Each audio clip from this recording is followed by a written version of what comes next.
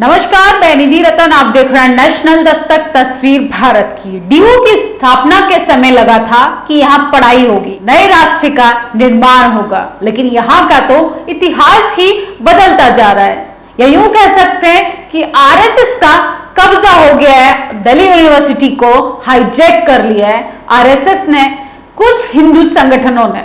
जब आप जानेंगे तो आपके रोंगटे खड़े हो जाएंगे, आप दांतों तले उंगली दबा लेंगे और सोचने पे मजबूर हो जाएंगे कि आखिर हमारे आने वाले बच्चों का भविष्य क्या है। हाथ में डंडा, झंडा, जय श्री राम के नारे लगाते हुए गुरुकुल की ओर हम लोग जा रहे हैं। सोचिए, एक तरफ तो हम तकनीकी दुनिया का दावा करते हैं, एक तरफ तो हम बुलेट ट्रेन चलाने का वादा करते हैं, एक तरफ तो हम विश्व गुरु बनने का दावा करते हैं, और दूसरी ओर देश की सबसे सम्मानित यूनिवर्सिटी दिल्ली यूनिवर्सिटी की मैं बात कर रही हूं, दिल्ली विश्वविद्यालय को आरएसएस ने हाईजैक कर लिया है। आरएसएस लगातार वहां पे शाखाएं लगाता है और इस तरीके से जब चीजें बाहर आती हैं तो पढ़ाई का तो अस्तित्व जैसे खत्म होता नजर आता है। जिस देश का अस्तित्व ही खत्म हो जाएगा, जिस देश में कॉलेज यूनिवर्सिटी किताबों को खत्म किया जाएगा, उस देश की आप कल्पना कर सकते हैं कि उस देश की समृद्धि कैसे हो सकती है। हमारे देश में पिछले 8 सालों में धर्म की राजनीति को लेके किस तरीके से युवाओं को कमजोर किया जा रहा है, मानसिक रूप से उनका शोषण किया जा रहा है, उनके हक अधिकारों को कुचला जा रहा है और यहाँ पर फंडामेंटल राइट्स को खत्म किया जा रहा है। सरकार से आप अपने हक अधिकारों की बात नहीं कर सकते, लेकिन सरकार जो है लगातार हिंदू मुसलमान कर रही है और अब बात जो है वो सड़कों से लेकर, संसद से लेकर, कॉलेज यूनिवर्सिटी से लेकर आपके बच्चों की किताबों तक पहुंच गई है।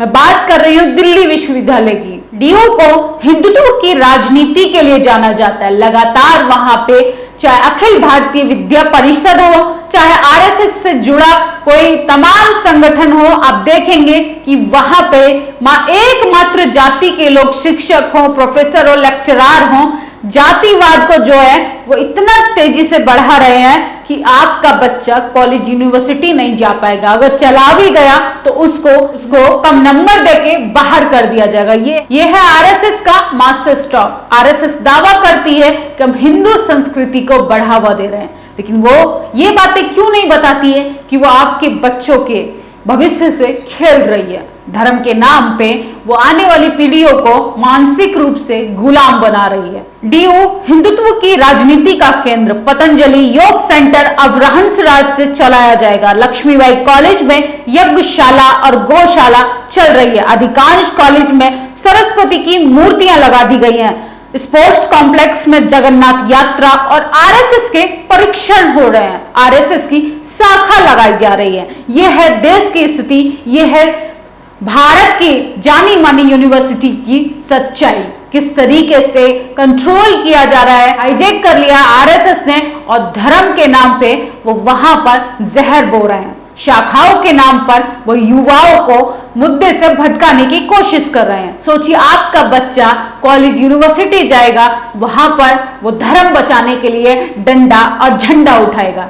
अब बनाइए अपने बच्चे को जज कलेक्टर, अब अपने बच्चे को बनाइए वैज्ञानिक, क्योंकि इस आरएसएस ने तो कॉलेज यूनिवर्सिटी को हाईजैक कर लिया है और आपके बच्चों को वो अंधकार की ओर ढकेल रहे हैं। आपके बच्चों को वो तकनीकी दौर से गुरुकुल की ओर लेके जा रहे हैं। अब आपका बच्चा गुरुकुल जाएगा, अब आपका बच्चा गौशाला में गाय की सेवा करेगा, क्योंकि आपके बच्चों के लिए यही छोड़ा है आरएसएस ने, बीजेपी ने।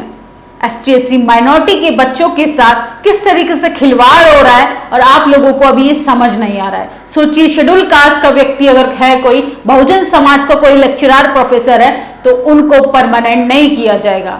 यह है हायर एजुकेशन की सच्चाई, यह है विश्वविद्यालयों की सच्चाई। तो वादा कर रहे थे रोजगार देने का, हम तो वादा कर आए थे 15 लाख युवाओं को देने का। तो क्या है देश की स्थिति?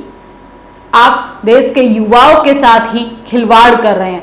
बात यही नहीं रुकती है, जब आगे मैं आपको बताऊंगी तो आप भी सोचने पे मजबूर हो जाएंगे कि हमारे बच्चों के भविष्य के साथ ये क्या हो रहा है। विद्यार्थियों को डिग्री के साथ जड़ी बूटी भी देगा हंसराज कॉलेज। ये प्रोफेसर रमा हैं जो हंसराज कॉलेज की हैं, वो दावा कर रहे हैं कि हंसराज कॉलेज अब विद्यार्थियों को जड़ी बूटी में भी डिग्री देगा। अब इसमें जड़ी बूटियों में कौन बच्चे जाएंगे? वही बच्चे जाएंगे बहुजन समाज के, माइनॉरिटी समाज के, जिनको सरकार दावा कर रही थी रोजगार देने का। जड़ी बूटी पढ़कर हमारा बच्चा अब अनपढ़ ही रह जाएगा, गुलाम ही रह जाएगा। जब शिक्षा सस्ती थी तो हमें पढ़ने नहीं दिया, जब हम पढ़ने के लायक हुए तो शिक्षा को ही महंगा कर दिया। यह है भारतीय जनता पार्टी की सच्चाई। आरएसएस ने किस तरीके से हर एक चीज पे कब्जा कर लिया है, चाहे वो शिक्षा हो, रोजगार हो, तमाम उस तरीके के इंस्टीट्यूशन की बात करें जिसमें हमारे बहुजन समाज की भागीदारी हो रही थी। धीरे धीरे हमारे समाज की एक पीढ़ी सिर्फ आगे बढ़ रही थी और मनुवादियों के, पाखंडवादी लोगों के पेट में दर्द होने लगा और उन्होंने हर चीज पे ताला लगाना शुरू कर दिया, हर चीज को हाईजैक करना शुरू कर दिया।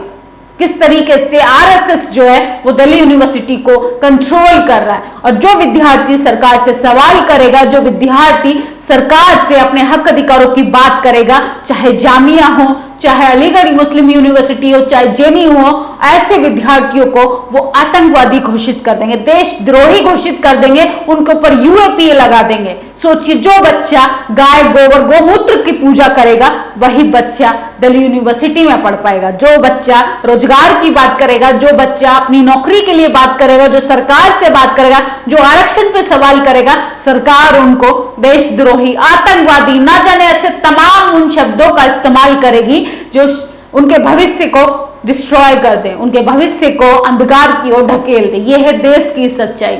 इस देश में शिक्षा पे भी बात नहीं कर सकते, इस देश में आप धर्म बचा सकते हैं, इस देश पे धर्म के लिए मार काट कर सकते हैं, लेकिन सरकार से सवाल शिक्षा पर नहीं होना चाहिए, क्योंकि शिक्षा जो है वो सवालों को जन्म देती है और सवालों का जवाब देने में इस सरकार की हालत खराब होती है। यह है भारतीय जनता पार्टी की सच्चाई। इन सब चीजों पे आपकी क्या प्रतिक्रिया है कि दिल्ली यूनिवर्सिटी पे कंट्रोल करना आरएसएस का, ये देश की दुर्गति का सवाल खड़ा होता है, देश को अंधकार की ओर लेके जा रहा है। हम कैसे बनेंगे विश्व गुरु जब आरएसएस की शाखा विश्वविद्यालयों में लगाई जाएगी, क्लासरूम के अंदर गोबर गोमूत्र पढ़ाया जाएगा, तो हमारा बच्चा साइंटिस्ट कैसे बनेगा, हमारा बच्चा डॉक्टर कैसे बनेगा, हमारा बच्चा इंजीनियर कैसे बनेगा? आप अपनी प्रतिक्रिया कमेंट बॉक्स में जरूर दें। शुक्रिया। नेशनल दस्तक की आपसे गुजारिश है कि अगर इसको बचाना चाहते हैं तो नेशनल दस्तक को सब्सक्राइब करने के लिए रेड कलर के सब्सक्राइब बटन को दबाएं, फिर बेल आइकन की घंटी दबाएं। नेशनल दस्तक को बचाने के लिए बहुत जरूरी है कि हर खबर को शेयर करें, लाइक करें, कमेंट जरूर करें।